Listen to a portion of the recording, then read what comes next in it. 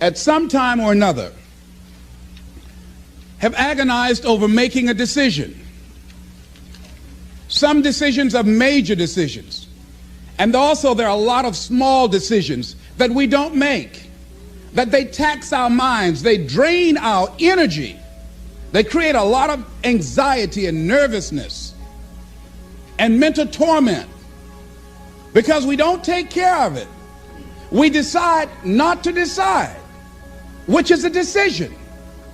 Deciding to decide, to act, is a major, major challenge for all of us at different points in different areas of our lives.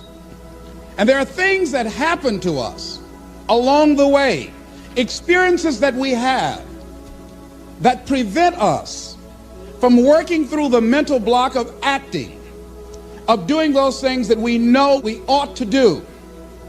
And so what I want you to think about is, what is there that you know you need to do, that you want to do this, but for some reason or another, you've been holding back. For some reason or another, you just have not been able to gather your nerves or be able to work through the procrastinating or putting it off or justifying or blaming. Some reason or another, you just haven't done it. And you know you ought to do this. You really want to do this, but you don't know why you haven't done it.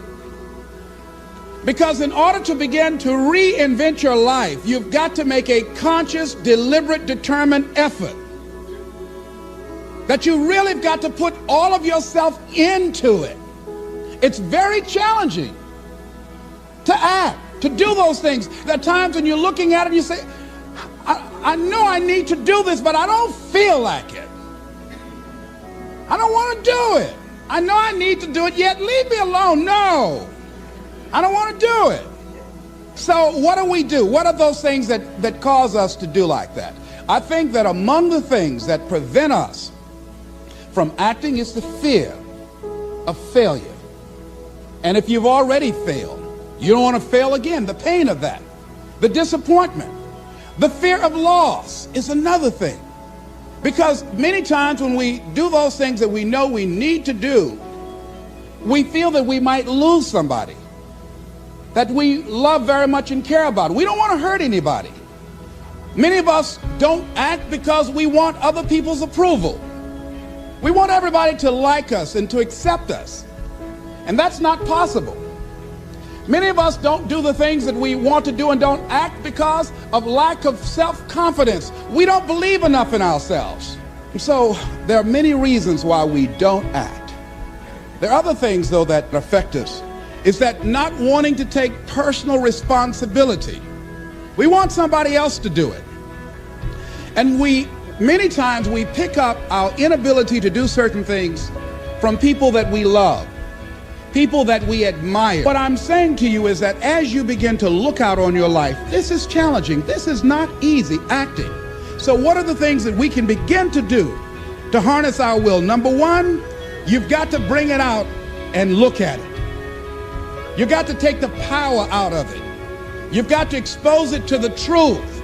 And the truth is that it has no power over you. So write down something you want to act on, but for some reason that you've been holding back, and look at it. The next thing is, ask yourself the question, is it helping you to continue to put it off? If it's an asset for you to continue to procrastinate, then continue to do that. But if it's a liability for you, if it's causing you some mental and some emotional challenges, or perhaps a financial problem, look at that. Examine that for what it is. Next step, ask yourself, what's blocking you? What's preventing you from acting?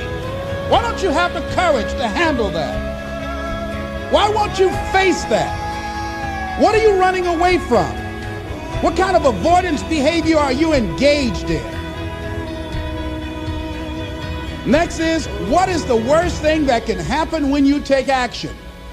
Next is, how will you feel after taking this action? I felt a sense of personal achievement